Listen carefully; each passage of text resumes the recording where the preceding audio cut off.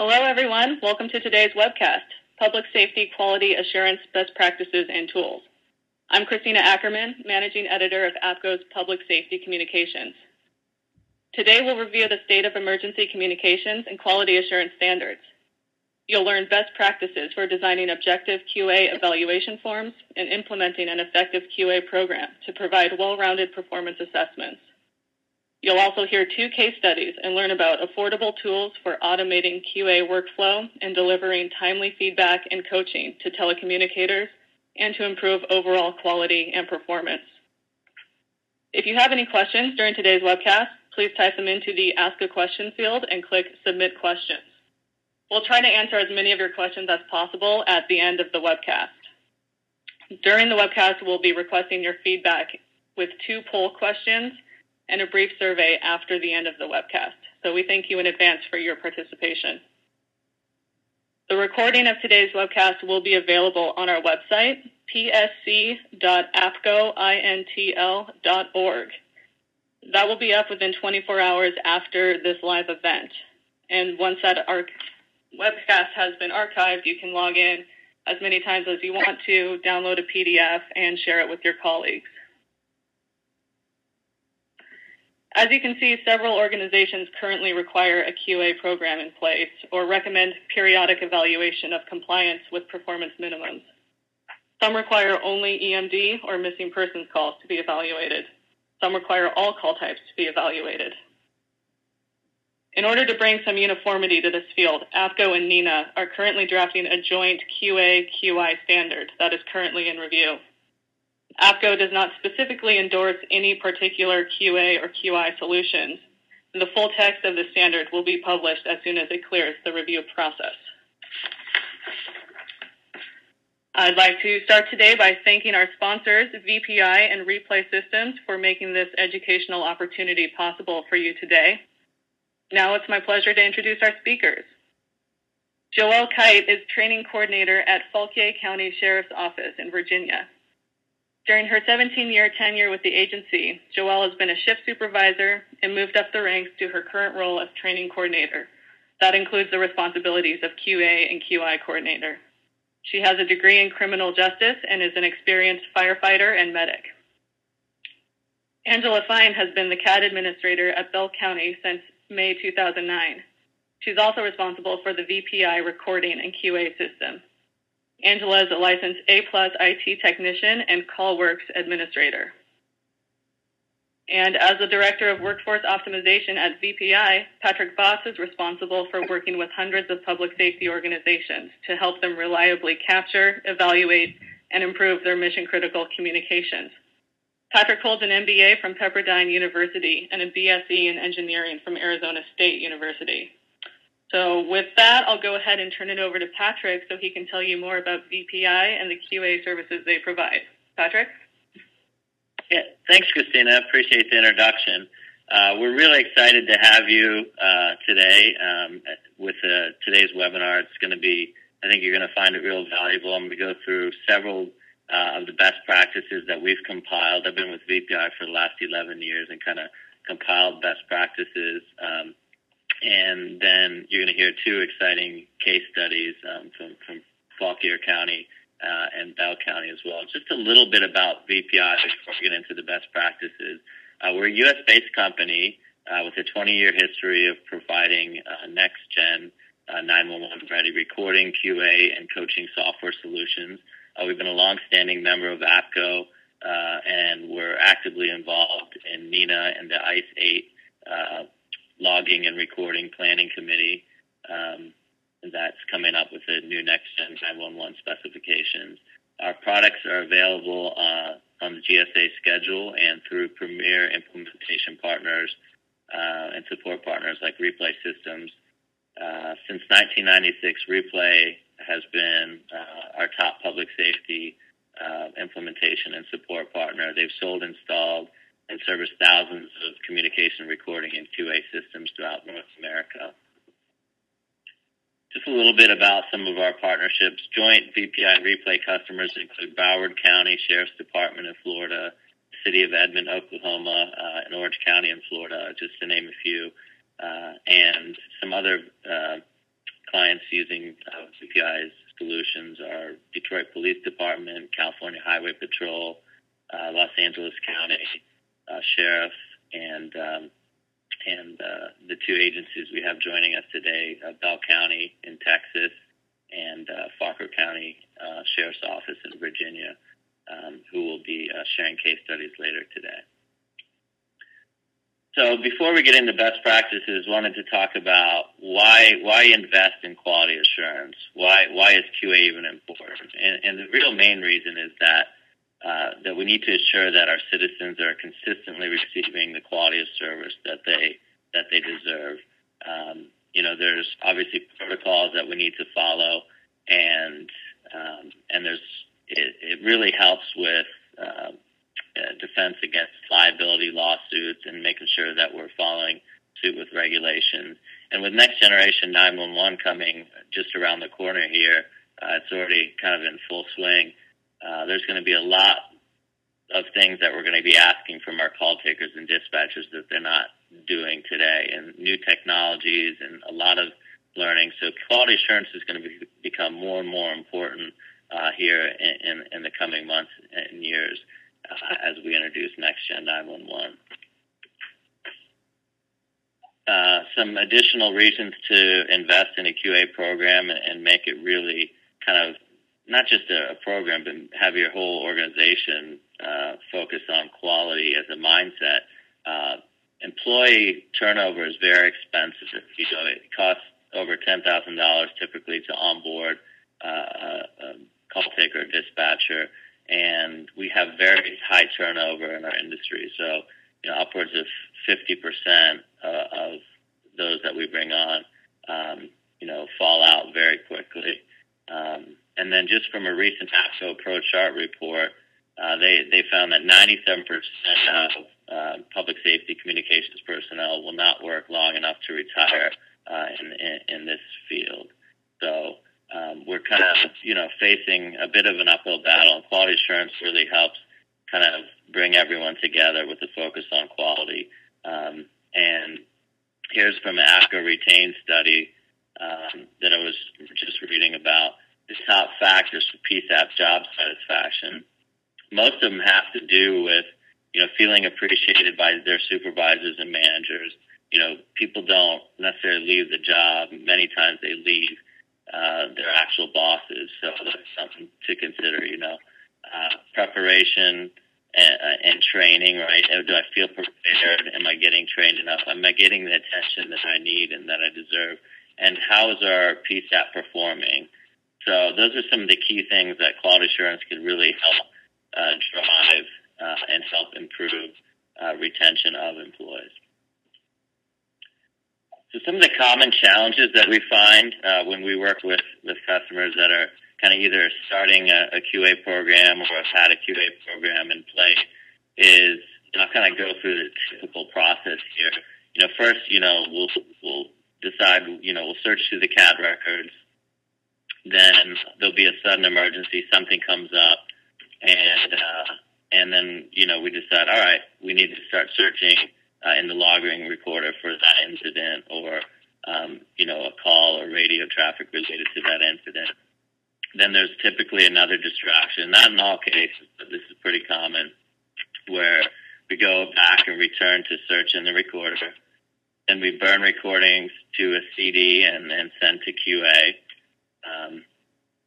The QA evaluator will score the call, typically in a spreadsheet or a paper form. And then supervisors receive a printout, and then the call taker receives instruction or coaching. Typically, it can be anywhere from 3 to 6 weeks later. It's just not timely enough to have the real impact that quality assurance can have if it's done so far in advance, like at the end of the month. Some people refer to it as gang monitoring, right? We're monitoring everything at the end of the month. It's important that quality assurance be consistent and timely in manner. Some other challenges that we hear from call takers and dispatchers are you just look at all the bad calls, right?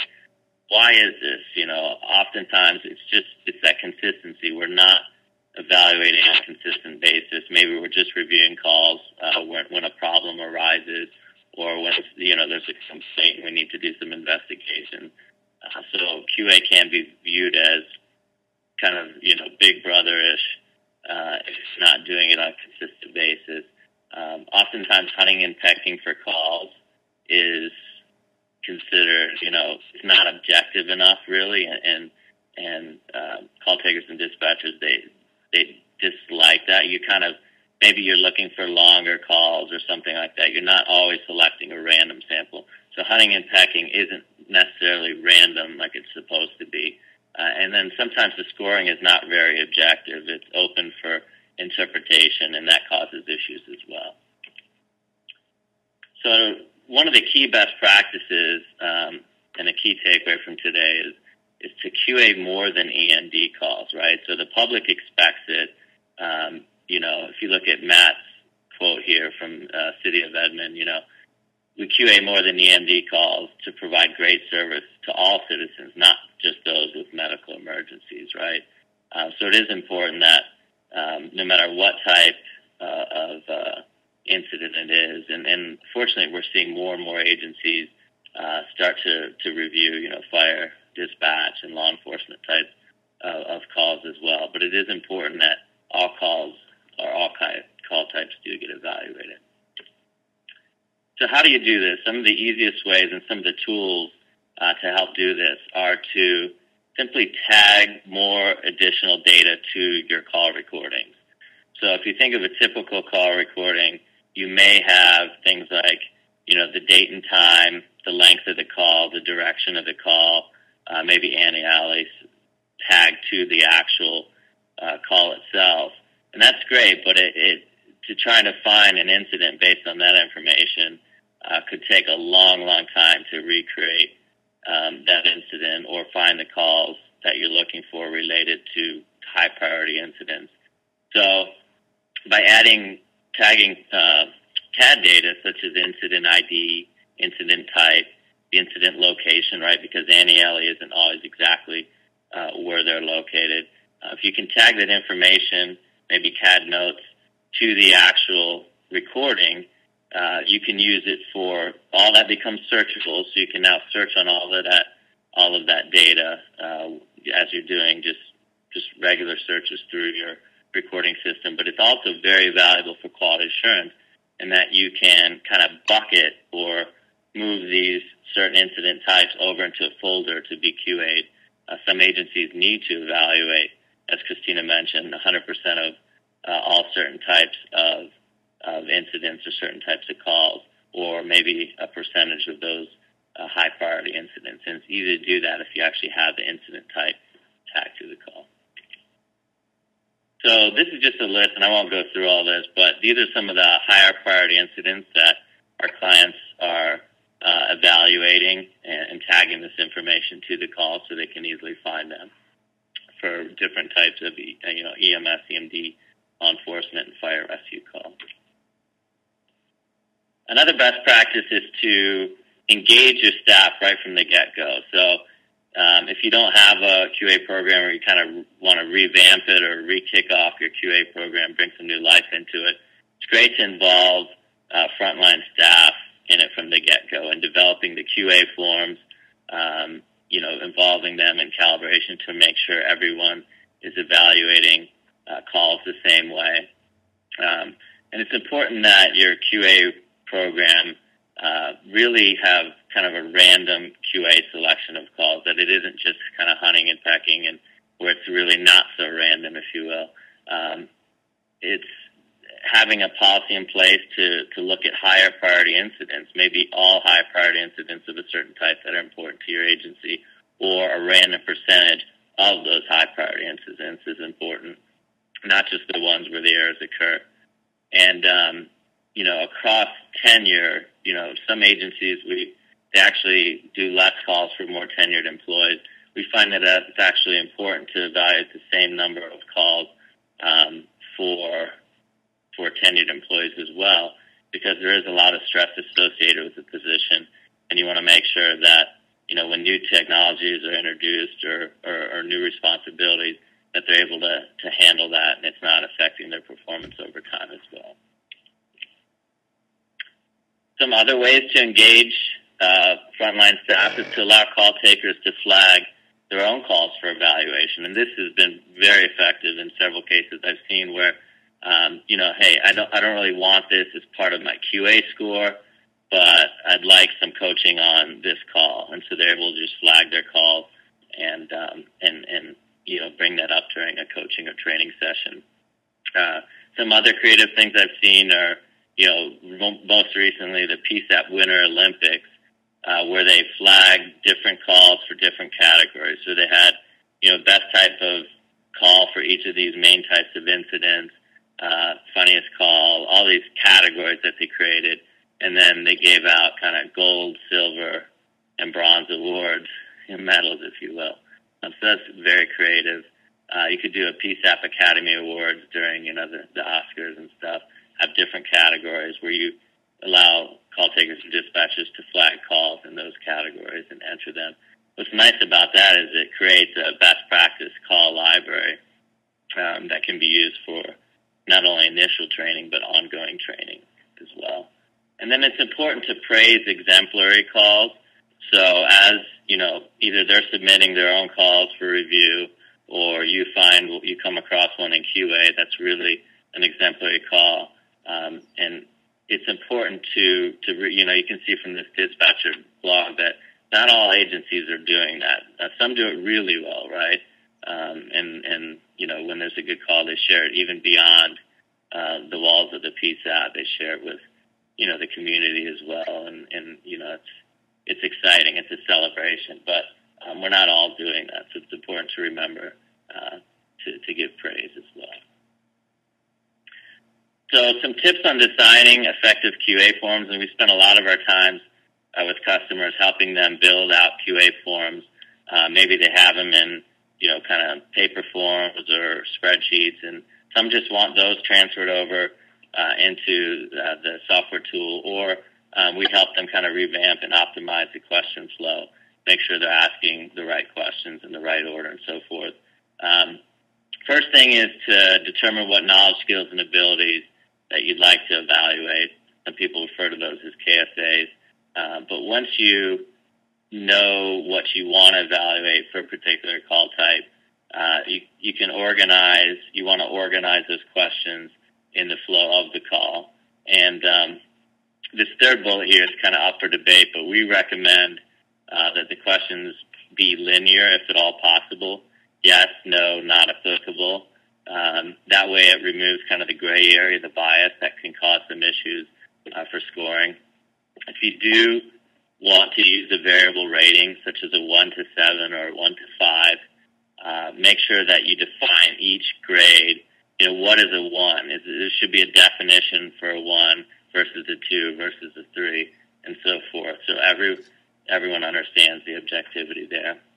And then train everyone on those predefined benchmarks. So the call takers, dispatchers, supervisors, and QA analysts all understand what those mean, and there's no discrepancies on what those weightings are. And then within your QA form, you want to weight the more critical questions heavier. So there's certain questions that are more important to the experience that you'd want to weight heavier as well. Soft skills is important, right? So, there's the protocols that we need to follow, and we tend to focus a lot on those, but soft skills are very important. Customer service skills, right? And not, per this recent Facebook post where, the dispatcher, says, you want customer service, you can call Best Buy next time, right? Not everyone is on board with the fact that we are providing customer service as well. So it's important that, in addition to call control, calmness, that we do provide empathy and courtesy and so forth. So you do want to measure those as well on your QA forms. Creating different QA forms for different call types is important. So, if you have one QA form for all call types, you're just going to end up with a bunch of NAs, that weren't related to those that call type per se, and it just makes things a little bit messier. You might have you're basically, it's just not as relevant to that call type. So you can, we encourage our clients to set up different forms for different call types. Maybe you have, an EMD call taking, pre-arrival review, and an EMS dispatch case review. And on the law enforcement side, you might want to have a teletype review and a dispatch case review and a law enforcement call taking review, because there's different things that we're expecting. And then it makes the QA process go a lot smoother and a lot quicker, because you're not kind of skipping over questions all the time. So now for some tools. So we talked a lot about best practices. During the registration, we thank you for as you registered, there was a question on how do you perform QA today. And there's over 500 PSAPs that registered, and these are the results from that. So 34% have kind of their own internal process. 28% have no formal QA program, and just over 30% or 34% have some sort of software, either in-house or commercial software. So you look at that, you have 2/3 that aren't using kind of an automated tool. So I wanted to give you a glimpse of what an automated tool could do in terms of saving you time and making your QA program more effective. So the first thing it does is it gives you a to-do list of all the calls or incidents that you need to review as an evaluator. It eliminates the hunting and pecking. You can still hunt and peck if you want to, but most people prefer to have the to-do list where it tells them why the call was tagged, for what reason, what rule tagged it, and then they click on it and it opens not only the QA form, but it opens the call and, if you want, the screen video as well. So more and more agencies are recording the console screens, the mapping screens. You can, have several screens recorded, and all that comes up so you can actually see. Maybe it wasn't an issue, during the actual protocols, but they're having issues with the CAD system or something in terms of entering data or finding information that they needed. It wasn't that easy, and we need to revamp our systems or so forth. Another great capability is if you use Aqua, and if you use the Aqua software for QA, you can actually play calls directly from within Aqua now. So our little media player will just pop up with the audio and the screen video, and you can actually streamline, the QA process by more than 50%, just by not having to go to your recorder to search for calls, bring them up side by side, and trying to evaluate that way. You just play the call directly from within Aqua. Automating QA workflow, kind of the feedback to call takers is also important. So with the help of several agencies, we created these tickers, and they're a little bit small here, but you can see that it shows the call takers their QA scores right away as soon as they've been evaluated. You can put other metrics in here, like average speed to answer, things like that, time to dispatch.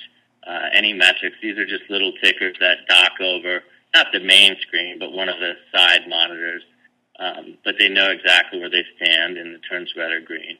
So you can see what areas they need to improve on. And then they can comment on the QA forms back and forth to provide feedback or to dispute something. We talked a lot about QA. It's important that kind of QA is great in scoring and evaluating, but the coaching piece of it, you can't be forgotten. So, here's a nice quote where QA without structured training and coaching is like knowing the speed limit but not knowing how to use the accelerator. The coaching is actually the mechanism that produces the change. So quality assurance will get people to focus on, what they need to improve, but coaching will actually improve. So we've built in automated coaching into the QA form. So when you're building out your questions, you may have a QA form that you use now.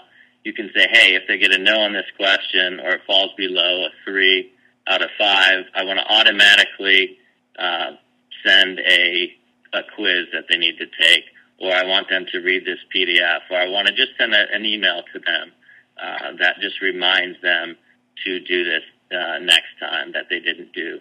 What's nice about that is it gives you consistency across shifts, across supervisors. You're not requiring, each supervisor or QA analyst to remember to coach on that every time. It's automating kind of that functionality. And, if there's ever a dispute or some sort of lawsuit where a call taker says, hey, you never trained me on that, you have records of every training content that was ever delivered to them, everything they ever acknowledged, every message they saw is actually kept in reports for you. So.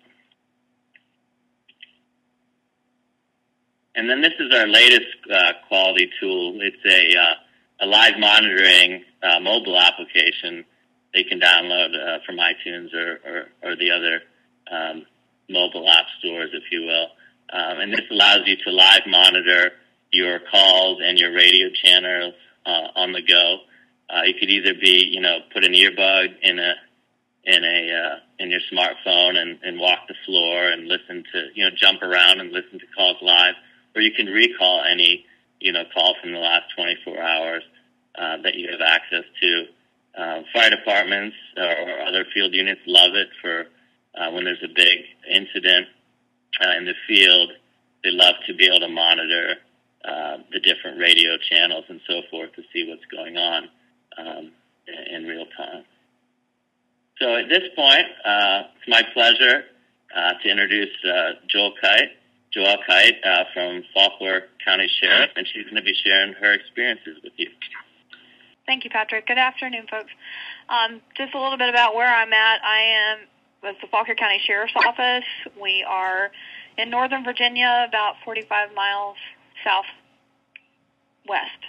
of Washington, D.C. We do serve a population of about 65,000 people. And a big concern for us is providing customer service, and everyone is our customers, including our responders. You can see our mission statement there is to provide 911 service and public safety radio communications with a professional, courteous, and well-trained staff that consistently does the right thing at the right time for the right reason. And I'm sorry. Work my mouse here. Our QA program is somewhat new to us. We've been providing QA or doing QA for about the last year now. And we evaluate all call types and not just EMD using the software tools. And those call types include in-progress calls, shootings, burglary in progress, domestic, structure fires, officer-involved incidences, where we're reviewing all of those call types as well as randomly pulling calls for service that are just general service calls to the public. Because we are concerned about providing excellent customer service. Currently, we evaluate 10 random calls per call taker per month, and we have a staff of 24, and that includes our 4 supervisors. But we do include them within our QA program. When we use our QA or evaluate our recordings, we also evaluate and compare them to our CAD reports and confirm the accuracy of the data. So not did they ask the questions correctly, but that they input that information correctly in the CAD and the calls were dispatched correctly. And in the near future, we're going to begin capturing our radio recordings and doing QA on them as well. We capture them, but we don't QA them at this point. Our supervisors actually do our QA, and we didn't want to inundate them, overwhelm them when we began the QA program. We wanted it to be open and have them have buy-in and receive it well. And we didn't want to do 10 phone calls and 10 radio transmissions as well.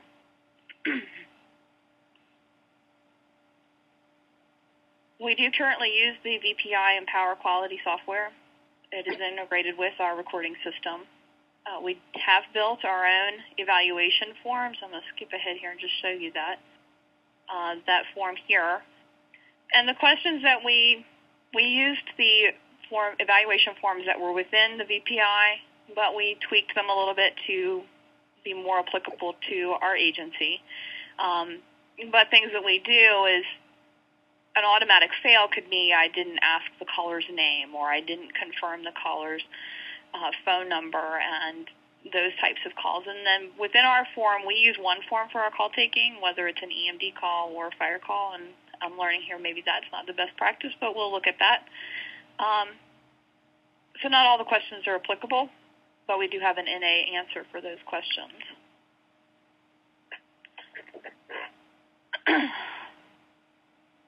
We do use the business rules within the system to help us select, and I will say that the very first time that we used the QA, I was not aware of the business rules and was pulling for 24 agents, and it took me 2 weeks just to pull and assign the calls before actually getting the evaluations done. So I was excited to find the business rules and make my job a little bit easier.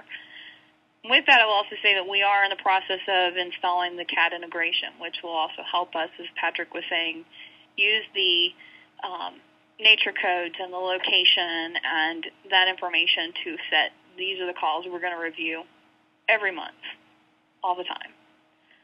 Our supervisors can also flag calls that they want evaluated. Currently, our agents don't have that ability, but that's somewhere we're heading, and heading towards using those coaching features as well.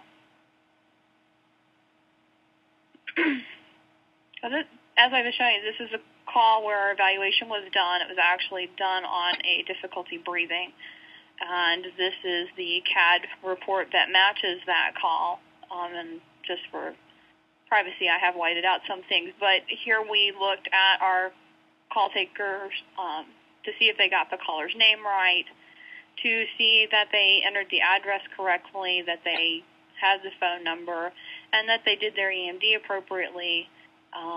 And loaded this call. We dispatch our EMS to ALS and BLS, or Advanced Life Support or Basic Life Support. So here we made sure this was an ALS call, and she tagged that correctly in this call. This is a snapshot of our screen of our business rules. Like I said, we do 10 per agent, so that's the second field here. And the first field here is the number of days that we've gone back. So we do this every month at the beginning of the month. I pull these calls for our supervisor using the business rules. So we go back 30 days. We are evaluating 10 calls per agent.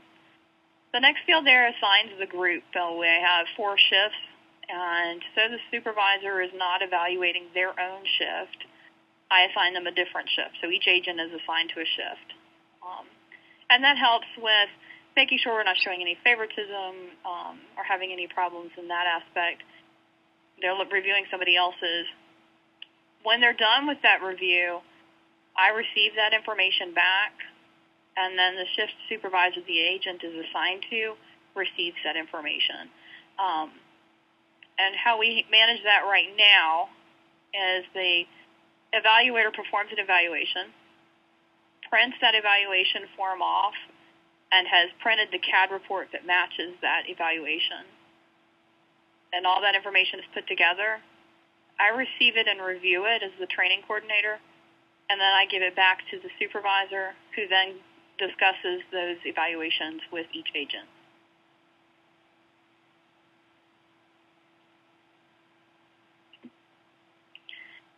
And the QA program has brought in our staff. They are very anxious to receive their QA. They want to see the comments. They want to improve their scores, get better scores than everybody else. We don't share them, but they discuss it. They know how they did. They are very involved and interested in what comes back. And if something's not just right, they want to know why, and they're looking to do better. We do have a minimum score of 70% as an acceptable standard at this time. One time they get below 70, we do a verbal coaching with the supervisor. We discuss what happened. If it's a repeated offense, then we begin looking at employee improvement plan and developing that plan to bring that person on board to above a 70. But the QA program has been a great tool for us and has brought us forward in 911. Thank you so much, Joel. Really appreciate your insights. And if you have any questions for Joel, please feel free to ask them, and we look forward to answering your questions. I am able to see the poll results now, so I guess wanted to share those with you for the first question. How many calls per month do you QA? And you guys have seen it, so I won't spend too much time, but about 40% do zero or have no QA program in place. And we have over 12% that are doing 10 calls or more. I know Joel mentioned that's how many they're doing per month. And then we have a wide range between 1 to 2. We have 12%, 3 to 4 calls, 16%, 4 to 6 calls, 16%, and 7 to 9, 3%. So kind of a wide range, which is interesting to see. But still many, about 40% that don't have a QA program, a formal program in place. So it's a lot of opportunity there. All right, Angela. Hi, thank you, Patrick. Good afternoon. As mentioned before, I work for Bell County Communications. We are located in Belton, Texas. Bell County Communications is a consolidated comm center that handles all 911 calls for Bell County and dispatches for over 60 public safety agencies as well as several state agencies. Our current technology environment includes an Intergraph CAD system into which we have integrated priority dispatch pro Q&A medical protocols and a VoIP telephone system from Emergency CallWorks. 2 years ago, as we were planning an upgrade to our 911 phone system, we subsequently needed to look at options for a new logging recorder, as the one we had presented several challenges and limitations, not only for retrieval of recordings, but also for use as a QA tool. In our legacy recorder, you could only search reliably by station and date and time. If formatted properly, you could retrieve by phone number. Recordings then needed to be exported out of the system and saved off to be used dependably for QA purposes and or playback. If the recordings were to be used for an evaluation, one would then search our CAD system to pull up the event information associated with the recordings you had just retrieved. With over 1,000 calls and events created each day, this could be very time-consuming, depending on what information you were provided to search by. And if the evaluation was going to be for an EMD call, an export was needed to be done through the Pro Q&A interface, imported to a shared location for use in Aqua. There was no shared data between our systems. These limitations affected our QA process and scope. With the amount of time spent just gathering information to do QA was a very labor-intensive process. Also affected was a good tracking system for employee accountability and development. There was not just one set place a supervisor could reference to see employee performance data.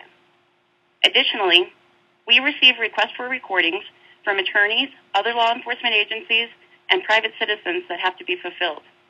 Previously, recordings retrieved needed to be saved and put on a disk. Knowing the current system limitations, ultimately, we looked for a better solution to help assist with the time it took to not only retrieve recordings, but also do QA more effectively and still give us needed playback capabilities. After a review of several systems, including an upgrade to our legacy recorder, we chose VPI. VPI offered a solution that would not only record our new VoIP phone system, but would allow for integration of information from our CAD system by allowing us to set up automatically tagging of calls with event information. It had a built-in QA module and quick retrieval options for recordings. In just a few clicks, with VPI's many filtering capabilities, we are able to retrieve recordings for our purposes much more quickly. Some of our most frequently used tags are anti-alley information, call position, and priority 1 calls. Requests for recordings are able to be fulfilled in multiple ways now. With the Pack and Go exports, we can email responses to requests from DAs and other law enforcement agencies that can also be password protected. Internally, we use the send as a link option. When fulfilling a request from a citizen, built-in redaction capabilities within the VPI system have been a great asset to ensure private information is not released. These additional capabilities have not only saved time, but also disk space. With VPI, we were also able to automate our QA processes. We have business rules set up that allow us to automatically run a schedule to select interactions to be evaluated by either a single evaluator or a group of evaluators. Currently, ours is set to pick 3 random calls per person over the last 4 days, with 4 days to complete evaluations. This rule runs twice a week. Supervisors can additionally immediately retrieve and eval additional calls as necessary. We have added capabilities with being able to build in forms for QA and manage them from within the VPI system. Calls are now automatically associated with the required evaluation form. So here's one of our quality dashboards that we created within VPI. One can easily see evaluation statuses, trends, and evaluators can find their scheduled calls to be evaluated in their to-do widget. The dashboards within the VPI system allow supervisors to customize their views and at a glance see the performance measures of staff. This has allowed for improved coaching and development. As you can see on this dashboard, widgets can be set up by group or by agent. Also, you can have multiple tabs of widgets. So a lead supervisor, for example, could set up a dashboard with tabs specific to each of their shifts. The amount of automation VPI offers with use of business rules, allowing tagging of data to selected recordings, the ability of for higher QA review, and the customization of tools and interfaces are some of the primary advantages to using VPI. On this dashboard, you can see how customizable flags inside VPI provide quick insight to types of calls. Inside the widget, there are hyperlinks that will take you directly to that recording. From there, you can either schedule an evaluation or perform one immediately. You don't have to go to each module separately. As I've covered, VPI allows for efficient access to information, time savings to personnel, improved accountability, and a better quality of service to be provided to our agencies. Thank you very much for your time. Thank you, Angela. Appreciate it. Looks like we have a lot of questions, a lot of great questions here, over 30 questions. So we'll try to get to as many within the next 12 minutes, maybe a little bit over if you guys have some more time. But at this point, I'd like to, there's just a couple questions regarding integrations and then a lot for Joelle and Angela. So in terms of questions regarding integrations, there's one, what recording and CAD systems does the VPI QA system work with? So the CAD system, the way it works is we just look at a copy of the CAD database, so it integrates with virtually any CAD system. We've done dozens of different ones already, and we just look at we typically don't connect directly to the CAD system. They just create a copy of the database that we look at and grab the information from there when we're doing the recording. In terms of recording loggers that we integrate with, we actually, the way it works is you can either use our recording system or we have a QA audio interface where we just we record console audio for quality assurance purposes only. And so you can have it side by side with any other logging recorder. It doesn't interfere in any way with the other logging recorder. And what's nice, some people like it to actually get kind of a backup redundancy of the console audio in case their current recorder ever goes down. They have some redundancy there as well. But that's included with the QA module, is that interface to the console audio. And then there's just one more question about VPI. Is the system a paperless system? And yeah, it can be completely paperless. You can print out the evaluations if you'd like to. You can export them into Excel or PDF and print them out to hand out if you want. But you can do QA from anywhere. It's a web-based system. As long as you're on your secure network, you could be traveling and log into your network and QA, from a APCO conference if you want. You can view all the reports remotely, and so forth. And I guess we'll get to some of the other questions. This one's for Joelle. What are the number of man hours it takes from start to finish for one QA in your agency? For the actual supervisors to perform the QA, it probably takes them about 8 to 10 hours for a month's worth of QA. Okay. On an individual call, what would you say? On an individual call, not long. Maybe 10, 15 minutes, unless it's a very long, involved call. It doesn't take long to actually perform the QA on each individual call. Okay. Thank you. So there's a bunch for you because you were first. So I'll just kind of go down. Are the supervisors also working operational positions, for example, working as call takers and dispatchers? Sometimes they are.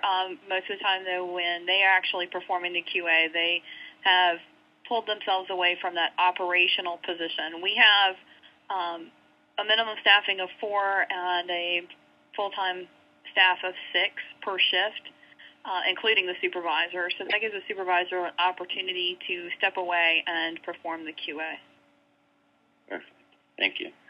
Are the 10 calls just phone, or you do dispatches as well? Currently, the 10 calls are just phone. And in the near future, I would say within the next couple of months, we will be adding dispatch into that. All right, great. And then, Angela, do you do? I believe you do 24 a month, right? Is that correct, or a high number of calls? Is it just phone, or you do dispatches also? We also do dispatches as well, not just phone. That's in addition to the 24 for the phone. Oh, wow. All right. Very cool. Thank you. Joelle, if a review is 85%, however, on more than one call, the call taker is not asking the name, do you follow the same guidelines to correct the problem? Yes, we do follow those same guidelines to correct that problem. And initially, if it's just 1 or 2 calls, it'll be a discussion directly with that person. If it's a trend, then we're going to discuss employee improvement. Perfect. Thank you. Was there any difficulty convincing your supervisors to do QA on employees that aren't on their team? And how'd you do it? No, there was no difficulty having buy-in from the supervisors.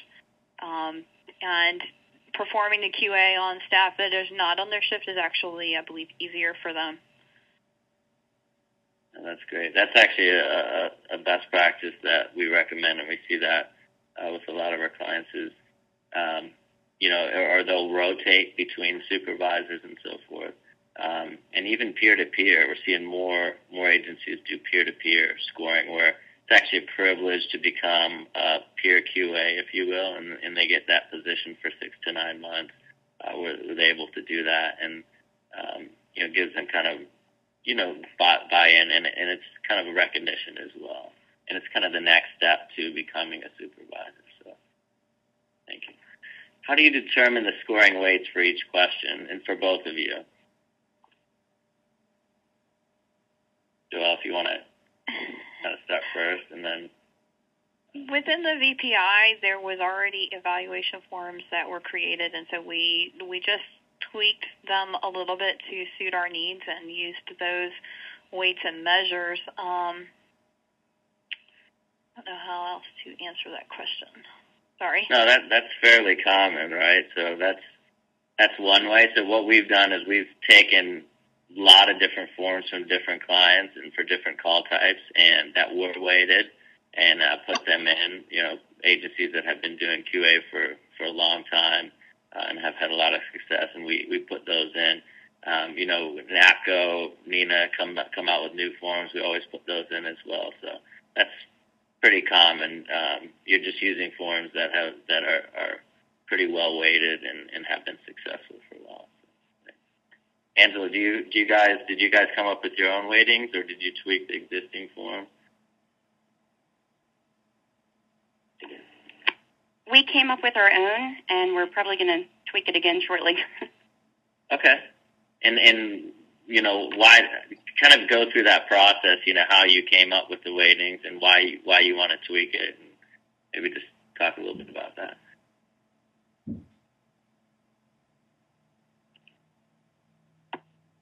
Our original weights, we actually kind of followed along with what was evaluated as far as weights in AQUA. Yep. So then we tweaked them, depending on the circumstances, because not all calls that were being evaluated were EMD calls. Okay, good. And so then you kind of weighted, the different types. Is there any skills or knowledge or skills that are kind of more important? Like, which ones are weighted the highest? What types of skills? Because you can weight questions and skills, right? Are there any skills that you weight higher in your forms?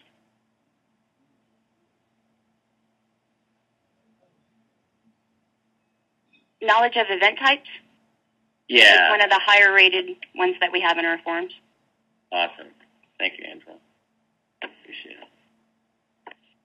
Joelle, do you recall which ones are weighted higher by any chance? Or if not a big deal. Well, the questions that are required for every call are, as I stated, given an automatic fail if those questions aren't addressed or aren't confirming the caller's phone number. I'm looking at my form. The questions that are life safety for the responders. Okay. Is there a gun? Those type of questions are weighted a little bit higher, and the appropriate EMD pre-arrival instructions. Great. Thank you. Appreciate that. Give some context too. So for Angela, what percentage of what is your QA staff count that conducts the 24 monitors per month? Like, how many QA staff do you have? We actually have one main QA person that conducts the 24 evaluations. Wow, that's awesome. So, very cool. Keeping busy, right? And then, so maybe you could answer, like, how long does it take to complete an evaluation? Just like on average, because I assume they're using the to-do list, right? So there's no finding the calls; it's going through and completing the evaluation. Correct. They are using the to-do widget, so they don't have to go search for the evaluations. And depending on the length of the call, depends on how long it takes to actually complete the evaluation. Yeah. All right. Great. Thank you. So for Joelle, do supervisors keep the same dispatcher QAs for the year, or do they rotate? And if an employee improvement plan is needed, who does it? The supervisor who did the QA or the shift supervisor? Great question. As far as who does an employee improvement plan, is if that's needed, the agent's supervisor and myself would meet and discuss the improvement plan. And we have not, because we have only been doing it for a year, we have not switched them yet, but it is my intent to switch them around. So it's not the same people that you're listening to all the time. You can develop an opinion about that person as soon as you start evaluating them, I think, if you're not careful. Great. Thank you. And do either of you review calls as a group or do calibration to make sure that different evaluators are scoring calls fairly or the same way? We do not. Okay. And you guys ever started? Okay, great. Yeah, we just started using the calibrations to see how it works to get that equality, but it's not in a full force-blown program yet. Okay, great. Thank you. That's definitely a best practice if you can get to that. If you have more than one person evaluating, just to make sure that on all the different questions that they're answering, scoring them the same way between different evaluators. Do either of you ever let the employees do their own QA after a supervisor does it so they can evaluate themselves and then compare those scores? This is Angela. We haven't quite got to that point yet. So, great. Something in the future we are looking for. And we haven't either. It would be something that would be an excellent tool, though.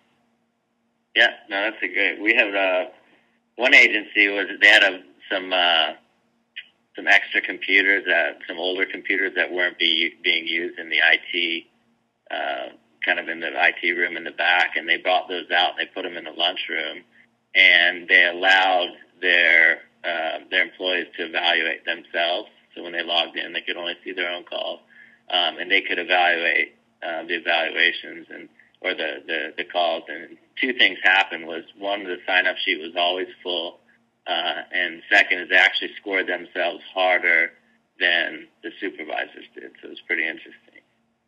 Just something that you could do with the tool, or you can allow them to do it on their kind of if they have any downtime or something.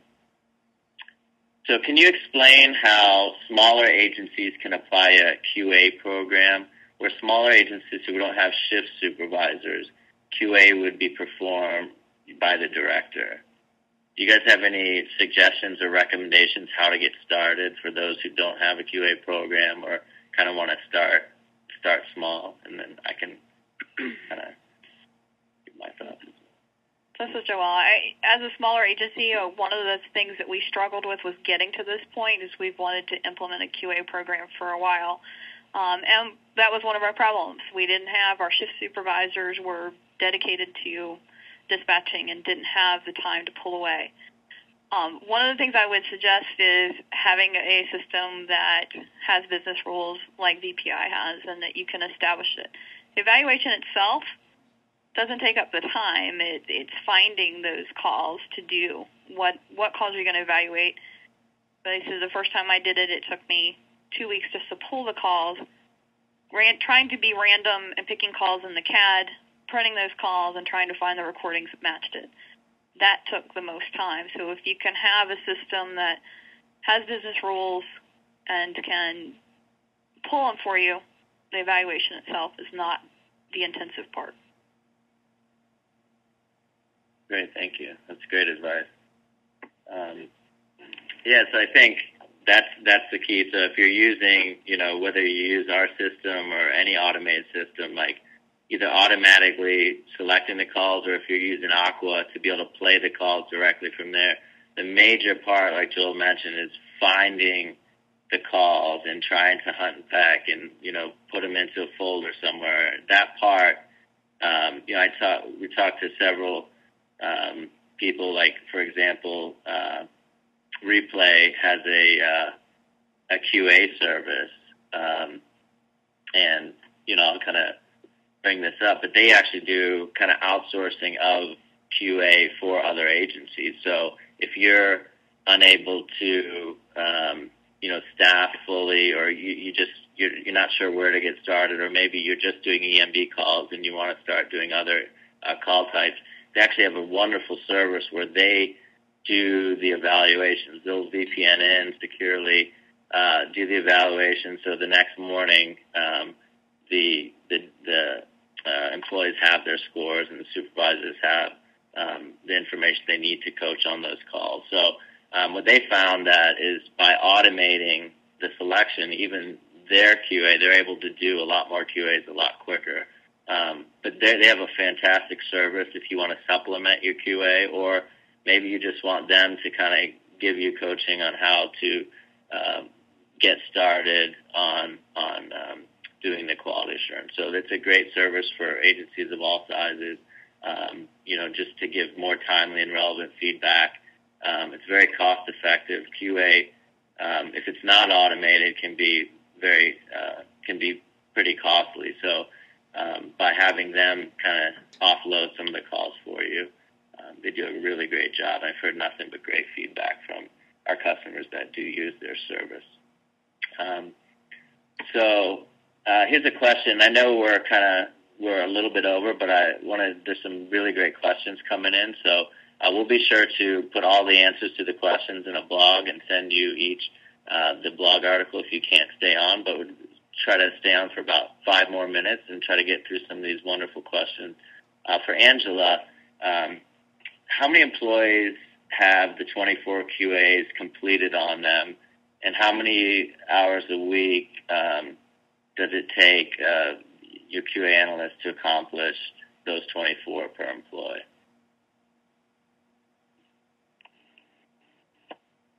We currently have 78 employees that those 3 calls per person are pulled from. As far as the hours, I'm not sure. Right? Yeah, I mean, it would be full-time job, right? Yeah, it's a full-time job for our QA analyst. Like I said, and she gets 4 days to complete evaluations, and our rule goes twice a week. So that's great. Good feedback. Yeah, and I think to that point, like 4 days to complete it is huge, right? Because if you wait 30 days till the end of the month, that feedback's just not timely enough, right, to really drive behavior. So the 4 days is important, or something along those lines. Thank you, Angela. Joel, do you have, or will you have, an application process for new evaluators or new reviewers? We don't at this time, but we have considered allowing staff to do the peer evaluations and to participate in the process. And I think that's a good idea. I think it's a good idea to give them that buy-in and to have them hear what other calls sound like and think about how their own calls sound. Great, thank you. All right, and then it looks like we have one more question. So you guys have been fantastic. Thank you. Do you have a quality improvement committee that confers when a call taker has a problem with the review? Either of you. How are, those kind of, that feedback, when you receive feedback or there's a dispute with an evaluation, how are you solving that? As a smaller agency, we do not have a review process as far as having a committee at this time. If a dispatcher has a problem with the way a call was reviewed, then she discusses that with her supervisor and can come and discuss that with me, and we talk about it. We see what maybe the evaluator saw. We can bring the evaluator in on the process also to see what they were hearing and discuss it as openly and come to a resolution. Fantastic. Thank you. Angela, do you guys have a dispute process? We do have a dispute process. We don't have a committee, like of multiple people either. If there's a problem with how an evaluation was rated, they can have a one-on-one with the supervisor or the evaluator. If necessary, it also can go with the meeting with the lead supervisor and our quality assurance person to get resolved. Great. Thank you so much. Well, that's all the questions, and if we did miss any, we apologize. We'll be sure to answer them and send you a link to the blog where those are answered. We have a public safety best practices forum where I know, Angela, you attended last year in Dallas. We kind of go to different cities every year, and we talk about quality assurance, and we talk about best practices for next generation 911, hiring, retention. Any challenges you have, we just get together in a room for a day and, over lunch and chat. We just did Seattle. We were just up in Seattle and have one this month in Minneapolis. But I welcome you to visit psatforum.com and register to them. It's completely complimentary, and I think you'll find it valuable just to talk about issues and learn about some new tools, and also network with other agencies in your area. Did recently co-author a guidebook called the High Performing PSAT Best Practices for NG 911 Recording and QA, and a lot of the best practices shared today are in the book. And if you'd like a copy, feel free to just send me an email. We'll mail one to you. Maybe provide your address, the best address to send it to. physical address, and we'll send you a hard copy of the book. Just want to thank not only APCO for hosting us today, thank Replay as our partner, but most of all, Joelle and Angela for their time. They're just really fantastic and have just been great partners, and I appreciate everything you and your agencies do. And thank you, APCO, for having us as well, Christina and the whole team that supported us. So we look forward to the opportunity to work with you, and thanks again. Great. Thank you, Patrick. Thank you again to VPI and Replay for sponsoring this webcast today. Thank you so much to everyone that's still on the line, even though we went over an hour's time. You guys are awesome. We will be emailing out the list of questions that we couldn't get to today, so keep your eyes on your inbox for those.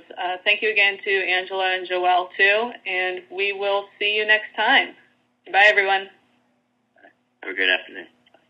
Bye-bye.